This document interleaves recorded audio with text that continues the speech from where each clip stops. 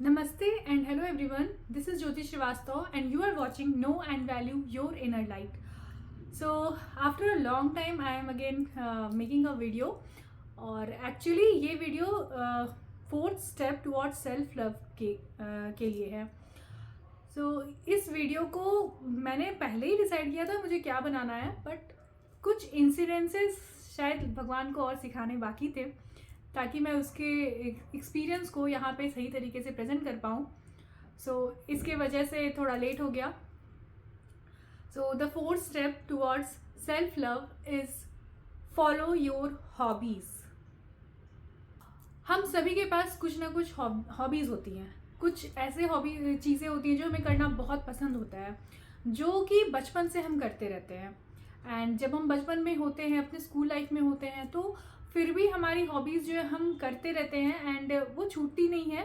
हम उसमें अपने आप को ढूंढते हैं, इंजॉय करते हैं. एंड विद द टाइम क्या होता है कि किसी न किसी कारण से आपकी हॉबीज़ जो है लाइफ में छूटने लगती हैं. और ये फीमेल्स के साथ भी बहुत होता है. जब अगर वो घर की बड़ी हैं तो भी होता है. एंड क्योंकि उनके ऊपर रिस्पॉन्सिबिलिटीज़ आ जाती हैं. एंड फिर अगर किसी की शादी हो गई है तो उनके ऊपर अलग रिस्पॉन्सिबिलिटीज़ आ जाती हैं. मेल्स के ऊपर भी अलग होता है कि उनके ऊपर भी रिस्पॉन्सिबिलिटी आ जाती है. तो आई थिंक हर किसी के साथ लाइफ के किसी ना किसी पॉइंट पे ऐसा होता है कि वो जो हॉबीज़ बचपन से करते आ रहे हैं वो छूट जाती है. ये हॉबीज़ में ये इतना इम्पॉर्टेंट है, इसको छोड़ना नहीं चाहिए. फॉर एग्ज़ाम्पल मैं अपने लाइफ इंसिडेंसेस से रिलेटेड ही आपको एग्जांपल दूंगी, क्योंकि मैंने ये चैनल ही अपने लाइफ इंसिडेंसेस से सीख करके ही स्टार्ट किया था. तो जो मैंने सीखा है मैं वही वो बता रही हूँ.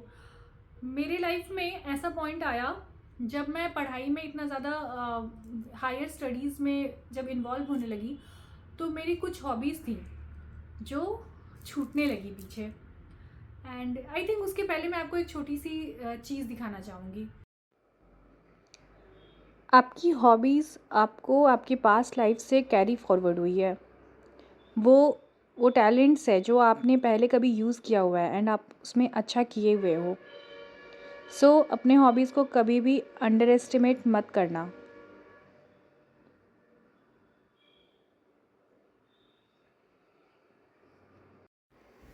This is one of my favourite.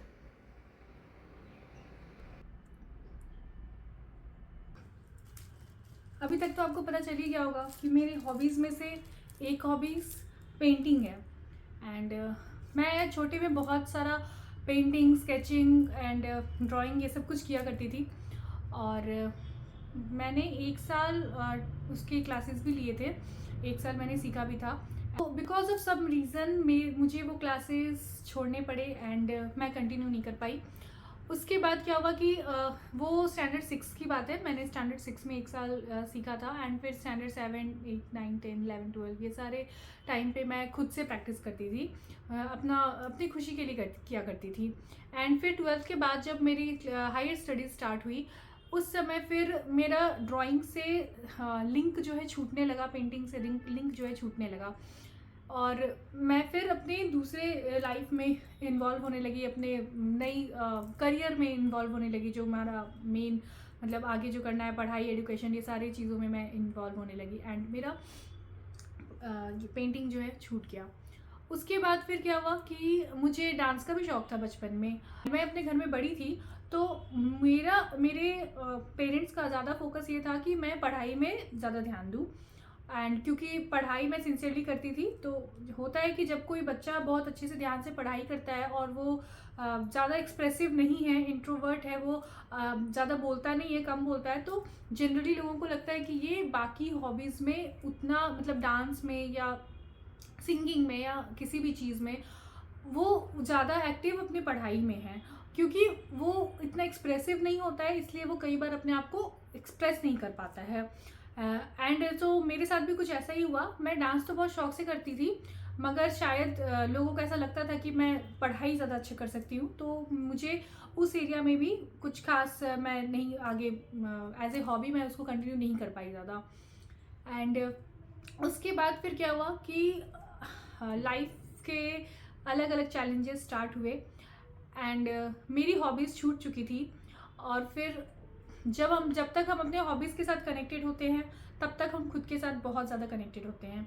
जब हमारी हॉबीज़ छूटने लगती हैं एंड उसके बाद लाइफ के जब ऐसे चैलेंजेस आते हैं जो कि आपको इमोशनली भी बहुत ज़्यादा अफेक्ट करना शुरू कर जाते हैं, तो उस टाइम पे अगर आप अपनी हॉबीज़ को छोड़े हुए रहते हो, आप खुद के साथ कनेक्टेड नहीं रहते हो कुछ खास तरीके से, तो आप दूसरों की तरफ ज़्यादा ध्यान देने लगते। जब लाइफ के चैलेंजेस शुरू होते हैं लाइफ में, आई थिंक हम सभी के लाइफ में चैलेंजेस आते हैं, स्पेशली जब टीनेजर्स जो है अपने घर को छोड़ करके बाहर जाते हैं पढ़ने के लिए, उस समय भी बहुत सारे चैलेंजेस आते हैं। हम लोग सिर्फ ट्यूशन एंड ये सब चीज़ के पीछे, क्लासेस के पीछे भागते रहते हैं एंड इस बीच में हम उस शोर शराबे में खो जाते हैं।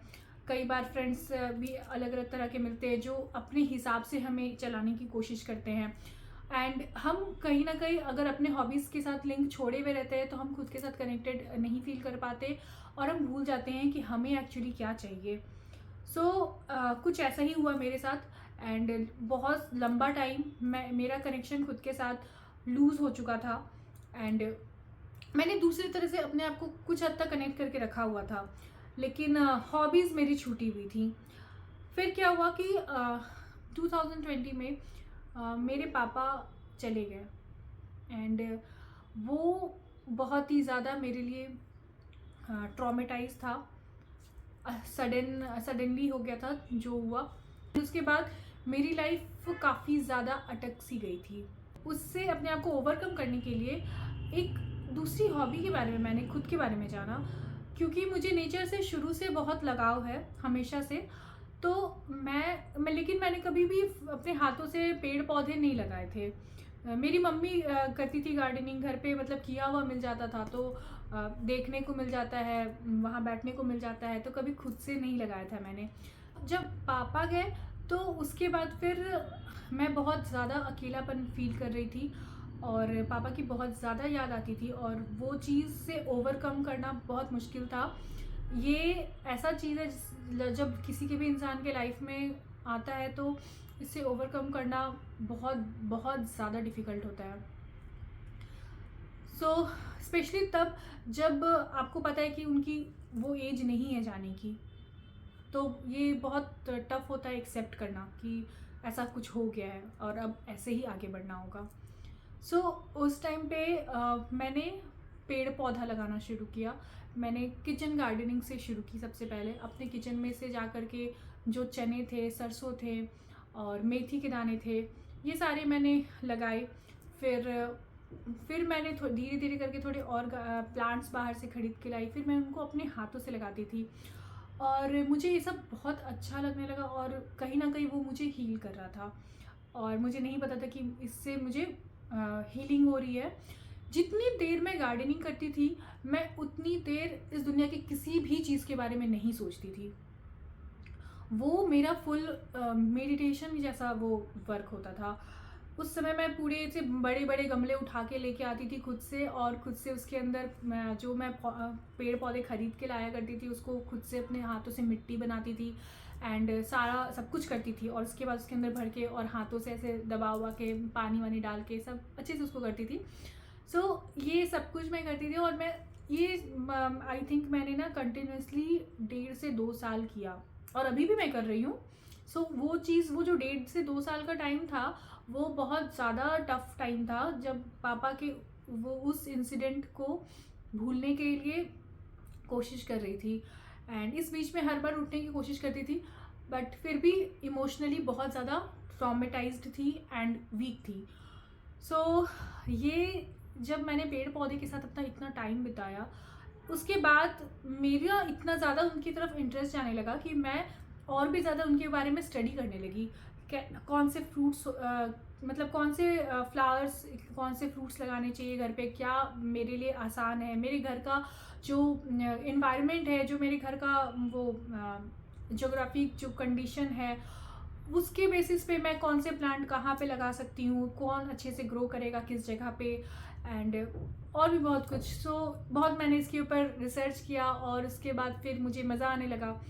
सो इसने मुझे काफ़ी मदद की इस प्रॉब्लम से बाहर निकलने में, कुछ हद तक बाहर निकलने में। गार्डनिंग के अलावा मेरी हॉबी कुकिंग भी है, बेकिंग भी है, एंड ये सब भी मैं कुछ कुछ करते रहती हूँ बीच बीच में। तो जब मैंने पापा की उस इंसिडेंट को एक्सेप्ट किया कि हाँ, पापा अब यादों में और आशीर्वाद के रूप में मेरे साथ है, वो फिज़िकल फॉर्म में नहीं है, इस चीज़ को एक्सेप्ट किया। एंड फिर मैं अब अपने लाइफ में प्रेजेंट में आने की कोशिश करने लगी। फिर लाइफ में अब दूसरे चैलेंजेस आने लगे लाइफ में, जैसे कि हमारे फ्रेंड्स होते हैं एंड बहुत सारी चीज़ें होती हैं। सो एक सिचुएशन ऐसा भी आया जो कि I think I will say it was totally an awakening phase for me. वो जो अवेकनिंग फेज था, उस टाइम पे मेरे जितने भी कनेक्शंस थे फैमिली के साथ, फ्रेंड्स के साथ, सब कुछ साइड हो गया and I was all alone. हाँ, मेरे साथ भगवान के आशीर्वाद से मेरे हस्बैंड का सपोर्ट रहा है हमेशा से। सो मैं उस टाइम पे एकदम अकेली थी एज ए, मतलब अगर मेरे हस्बैंड ऑफिस जा रहे हैं and I was all alone at home and I have to take care of myself and my emotions. And जब आप अकेले होते हो तो आप समझ सकते हो कि उस टाइम पे आपको कितने सारे विचारों के साथ, कितने सारे थॉट्स के साथ डील करना होता है। सो ये वो वाला फेज था जब सबको, सारे लोगों से कनेक्शंस साइड हो चुका था। एंड फिर मैं पूरी तरह से, अब मैं अपने आप को रीन्यू करने के लिए कोशिश कर रही थी कि मैं कुछ तो ऐसा हो जो कि मुझे खुशी दे, जिस पे मैं अच्छा फील करूं। तो मैंने फिर से पेंटिंग करना स्टार्ट किया। एंड ये पेंटिंग करते करते करते मैंने बहुत सारी बनाई, अभी बहुत कुछ बनाना बाकी है। एंड इसके बाद फिर मुझे बहुत सारे अच्छे अच्छे आइडियाज़ भी आने लगे। सो मुझे पता चला कि हाँ, ये तो अच्छा है, मतलब मैं बचपन में करती थी लेकिन मैं अभी भी कर सकती हूँ, ये मुझे पता चला। एंड उसके बाद फिर अब आया जो नेक्स्ट चैप्टर। आई थिंक ये इसी की वजह से इस वीडियो को बनाने में इतना टाइम लग गया। आपको पता है कि मैंने अपने फिजिकल फिटनेस के लिए मैंने ज़ुम्बा ज्वाइन किया, जिसके लिए एक शॉर्ट वीडियो मैंने जिसमें एक एक्सपीरियंस मैंने शेयर किया है ज़ुम्बा का, वो अगर आपने देखा होगा तो आपको पता होगा। सो ये ज़ुम्बा में क्या हुआ कि वहाँ पे बहुत बड़ा सा, जैसे कि जब आप डांस वांस की वाले जगह पे जाते हो जहाँ पे डांस सिखाते हैं, या फिर बड़े बड़े जहाँ पे शीशे लगे होते हैं। सो जिस समय मैंने ज़ुम्बा ज्वाइन किया था, मेरे लाइफ में एक दूसरा चैलेंज आ चुका था। तो अब उसको डील करने के लिए मुझे था कि मुझे अपने वेट लॉस, ये सारे से रिलेटेड इश्यूज़ थे।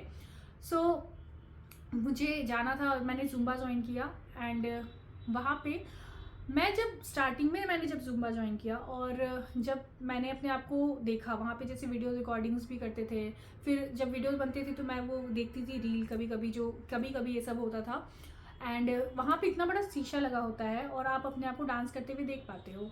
मुझे डांस का शौक बचपन से था, मतलब मैं खुशी के लिए डांस करती हूँ, मुझे ये लगा था कि आए या ना आए मेरे को करना है, मुझे पसंद है, मैं करूँगी।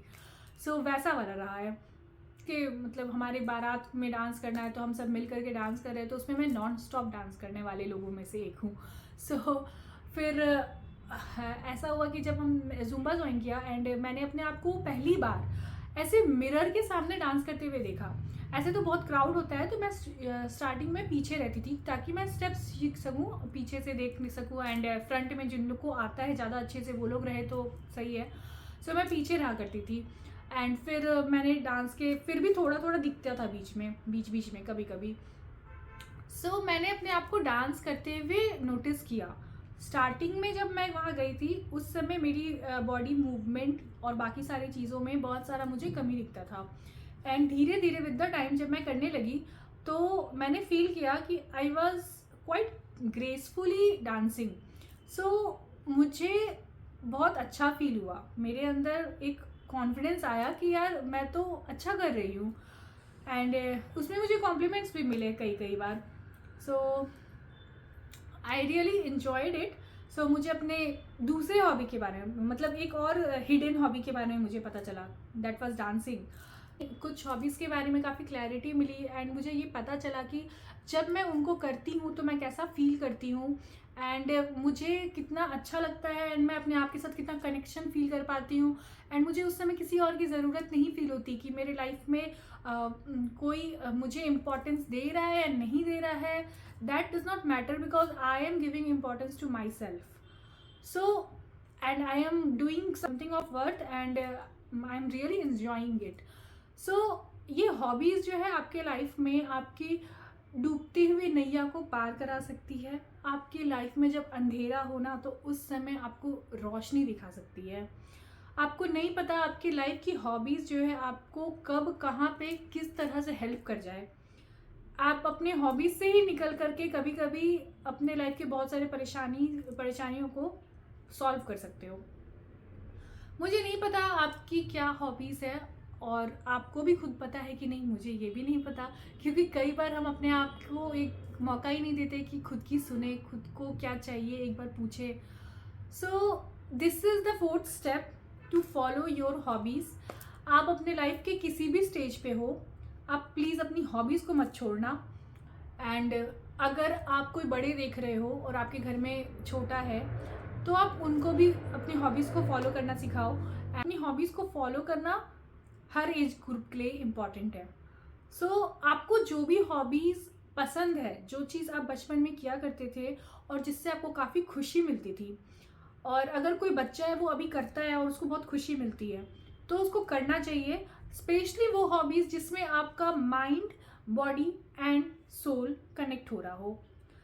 ये इस बात का ध्यान रखना बहुत ज़रूरी है क्योंकि आप ऐसे सिर्फ टीवी देखते रहोगे, आप बोलोगे मेरा टीवी देखना हॉबी है, so that will not help you. मतलब वो हेल्प अगर कर सकता है, आपको हो सकता है कुछ अच्छे आइडियाज़ आ जाए उससे एंड ना फिर आप उससे आगे कुछ बढ़ो, तो वो आपको कंटिन्यूसली टीवी देखते देखते नहीं आपको वो आपकी हॉबी बनने वाली है. आपकी हॉबी आपकी क्रिएटिविटी को जगाना चाहिए. सो या तो आप किसी स्पोर्ट्स में अच्छे हो, आपको वो खेलना चाहिए. आपको फिजिकल फिटनेस का शौक़ है, आपको रनिंग का शौक़ है, जो भी शौक़ है आपके, हॉबीज़ किसी भी तरह की हो सकती हैं. बस ये गैजेट्स में स्क्रॉलिंग करना एंड टीवी में कंटिन्यूसली घुसे रहना, ये सब से बचना है. एंड उसके अलावा वो हॉबीज़ जो आपको आपके heart, soul and mind and body को कनेक्ट करती हैं, उसके साथ जोड़ना है. So please follow your hobbies. आपको नहीं पता वो आपकी लाइफ में कैसे मैजिक कर सकती है. सो आपकी जो भी हॉबीज़ है, जो भी काम आपको बहुत पसंद है, जिसको आप बहुत ही खुशी खुशी करते हो और जिसको करते के समय आप इस दुनिया के हर दुख तकलीफ़ को, हर प्रॉब्लम को भूल जाते हो, उस थोड़े टाइम के लिए, जितने टाइम के लिए आप उस काम को कर रहे होते हो एंड जिसमें आपको क्रिएटिविटी फील होती है. यस, सिर्फ हॉबीज़ का ये मतलब नहीं आप कुछ भी करते रहो. किसी को गप्पा मारना पसंद है तो आप गप्पा बहुत ज़्यादा देर नहीं मार सकते, उसमें कुछ खास क्रिएटिविटी नहीं है. तो वो हॉबीज़ जो आपकी क्रिएटिविटी को इन्हेंस करती है एंड आपको आपके साथ कनेक्ट करती है एंड आपको खुशी होती है, आपको प्राउड होता है अपने ऊपर उस काम को करके और अपने बारे में जान के कि आप उस काम को इतने अच्छे से कर रहे हो, आपके अंदर ये टैलेंट है. सो जो चीज़ें पॉजिटिविटी को क्रिएट कर रही हैं वैसी हॉबीज़ मैं उनकी बात कर रही हूँ. सो ये सारी हॉबीज़ को मतलब ये इतना एक्सप्लेन इसलिए मुझे करना पड़ा कि कहीं कोई ऐसा ना हो जो अभी गेम खेलना है तो मेरी गेम खेलनी हॉबीज़ है, अब आप दिन भर गेम खेल रहे हो, तो मतलब आप समझ सकते हो. मैं ये वैसे लोगों के बारे में बता रही हूँ कि कहीं ऐसे किसी के पास चला जाए जो किसी छोटे बच्चे के पास अगर ये वीडियो चला जाए उसको लगा कि भाई मुझे तो गेम खेलना पसंद है एंड वो गेम खेल रहा है कंटिन्यूसली. सो मैं ये कह रही हूँ कि ऐसी हॉबीज़ जो आपके अंदर की क्रिएटिविटी को जगा रही है, आपको प्राउड फील करा रही है, आपके अंदर की क्रिएटिविटी को जान करके एंड उसके ऊपर काम करके आपको खुशी मिल रहा है एंड आप नेचर को, आप यूनिवर्स में कुछ अच्छा कंट्रीब्यूट कर रहे हो किसी भी तरीके से. सो भले वो आपकी तक ही क्यों ना हो, थोड़े टाइम के बाद हो सकता है उसमें से कुछ रास्ते भी निकल जाएंगे. सो अपनी हॉबीज़ को कभी भी मत छोड़ना, चाहे आपका कितना भी बिजी शेड्यूल क्यों ना हो. आप ऑफिस कर रहे हो, आप घर में एक होम मेकर हो, आप कंटिन्यूसली सभी के लिए कुछ ना कुछ कर रहे हो, आप रिटायर्ड हो एंड आपको कुछ नहीं समझ में आ रहा है, आपका लाइफ के प्रति इंटरेस्ट भी ख़त्म हो गया है, आप लाइफ के किसी भी स्टेज पे हो, किसी भी एज पे हो, अपनी हॉबीज़ को याद करो एंड प्लीज़ आप अपने दिन भर का कम से कम 15-20 मिनट्स या 30 मिनट्स जो आपसे पॉसिबल हो आप वो निकालो एंड आप डेली उसको दो। एंड ये सारी चीज़ें जब ये मैं जो हॉबीज़ आपको अभी बता रही हूँ ये सारी उस तरह की हॉबीज़ है जिसमें आपको खुद से इन्वॉल्व होना पड़ता है, आपको फिज़िकली, मेंटली, इमोशनली कनेक्ट होना पड़ता है। जैसे कि अगर आप पेंटिंग बना रहे हो तो आपको पूरी तरह से कंसंट्रेट करना पड़ता है एंड उसके बाद उसके अंदर अपना हर एक चीज़ को आप ध्यान से देखते हो, आप कुछ और नहीं सोचते। ये वो सारी हॉबीज़ है, मैं ऐसी हॉबीज़ के बारे में बात कर रही हूँ। और फिज़िकल एक्टिविटीज़ हो गया या फिर जो भी क्रिएटिव एक्टिविटी है जो आप जिसमें आपकी बॉडी, सोल एंड माइंड जो है कनेक्ट होती है आपस में, स्पेशली वो सारी हॉबीज़ वो आपको आपके लाइफ के जो आपके लोएस्ट पॉइंट है ना उससे ऊपर उठाने में बहुत मदद करती है। एंड जब विद द टाइम हम लोग अपनी हॉबीज़ से कनेक्शन छोड़ देते हैं ना तो हम अपने आप से कनेक्शन छोड़ देते हैं। ये प्रॉब्लम जो है फिर आपको पता नहीं चलता कि कई सारी चीज़ें आप विजडम आपके अंदर है पहले से जो कि उसके ऊपर बहुत सारा परत आ गया है, बहुत सारे ब्लॉकेजेस आ चुके हैं अलग अलग सिचुएशंस की वजह से। एंड आप अपने लाइफ के प्रॉब्लम्स में खोने लगते हैं एंड इसके बाद फिर बहुत सारे डिप्रेशन, एंजाइटी एंड बहुत सारी चीज़ें अलग से प्रॉब्लम आने लगती हैं। सो ये जो हमारी हॉबीज़ है ये आपकी डूबती हुई नैया को पार करा सकती है। जब आप अपने लाइफ में एकदम अकेले हो, आपको कुछ नहीं समझ में आ रहा है, आपके साथ आपकी हॉबीज़ है, आप उसमें एंगेज हो, आप अपने काम में आप कुछ ना कुछ काम कर रहे हो, तो वो चीज़ कहीं ना कहीं आपको फ्रूटफुल रिजल्ट देगी। So this is the fourth step of self love, to follow your hobbies and make sure that your hobbies enhances your personality, enhances your creativity and make you feel more good about yourself. So ये सारी चीज़ें आपको ध्यान रखनी होंगी। So just follow your hobby and आपको बहुत अच्छा फील होगा। आप अपने लाइफ में ना मैजिक्स देखोगे, मैं सच बता रही हूँ, मैजिक होते हैं। So stay tuned for the next video and don't follow to like, share and subscribe my channel if you like the video and if you connected with what I said over here। आपको अगर connection feel हुआ मैं जो यहाँ कहना चाह रही थी और जो बताना चाह रही थी उससे, तो आप ज़रूर बताइए मुझे अच्छा लगेगा जानकर। एंड अगर आपके माइंड में कोई भी क्वेश्चन है ऐसा एंड आपको लगता है, आपकी गट फीलिंग कहती है कि उसका आंसर आपको मेरे थ्रू मिल सकता है, सो आप मुझे ईमेल कर सकते हो। मेरी ईमेल आईडी लिंक में दी हुई है। जय शिव शक्ति।